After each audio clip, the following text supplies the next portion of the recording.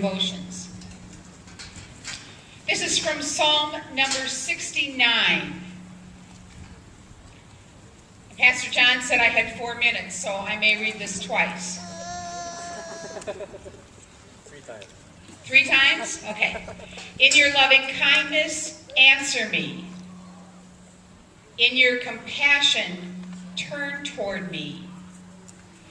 Do not hide your face, and answer quickly, for I am in distress.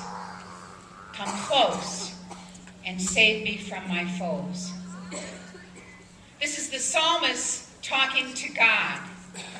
In your loving kindness, God, this messianic prophet says, come, all who are thirsty, come to the waters. All you who have no money, come, buy and eat. Come buy wine and milk without money and without cost. Why spend money on that which is not bread, and your labor on what does not satisfy? Listen to me and eat what is good, and your soul will delight in the richest of fare. Give ear and come to me. Hear me, that your soul may live. I will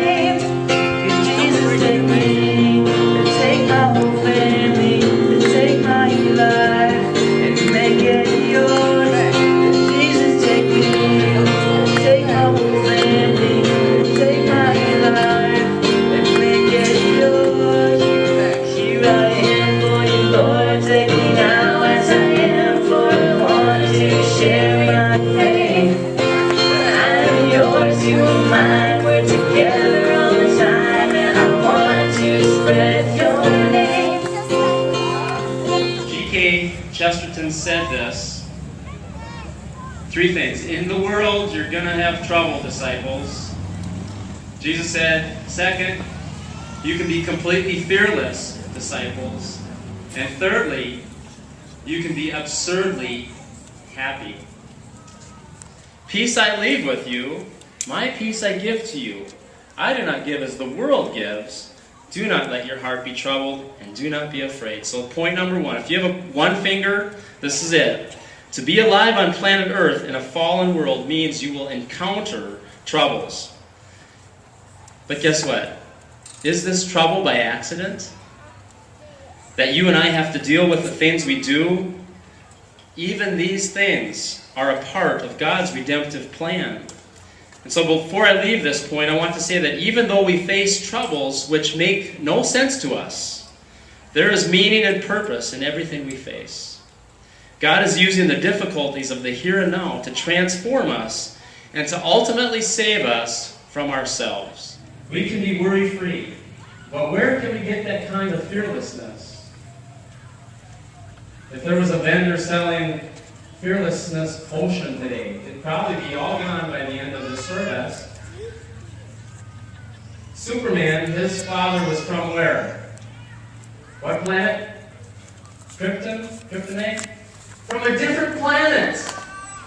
Superman's father was from a different planet. So was ours. Jesus said, you're going to have troubles, but I overcome. You can be completely fearless because your father is from a different planet. The very center verse of the Bible is Psalm 118, verse 8. In the very center, this verse says, it's better to take refuge in God than to trust in man. It is better to take refuge in our Father who's from a different planet so that you can rest in the middle of a storm like Jesus. You do not need to be afraid because God is actually working all things together for what? For good. And when we know that, someone came up to me the other day and they said, Pastor John, I'm not going to be able to be at the service, but tell me your 3 quick points. What are they? 1, trouble. 2, completely fearless. 3, absurdly happy. She said, well, you know, about the tests of life and the trials, when we realize that they are tests and they're there for our good, then we look at them in a whole different light. They don't become our enemies. And I appreciate what Pastor Carol Ann said this morning. We're not to let the enemies or seemingly enemies of our life be the center of our life. They are there, actually, they can be there for good. God can turn them around. Remember, Jesus said, hey guys, we are not of this world. And the problem is that when we try to satisfy ourselves from the things of this world, we are only partially satisfied. Augustine once wrote these words of the human heart, that our hearts are restless until they find the rest in thee. So I close with this. Friends, our plight is the same everywhere. Across every social status, every denomination, gender, generation, our hearts truly cannot be absolutely and absurdly happy until we've welcomed the greatest person who has ever lived to come into our lives experientially. We lay aside things that don't matter to hold on to things that do. And that's what Jesus did.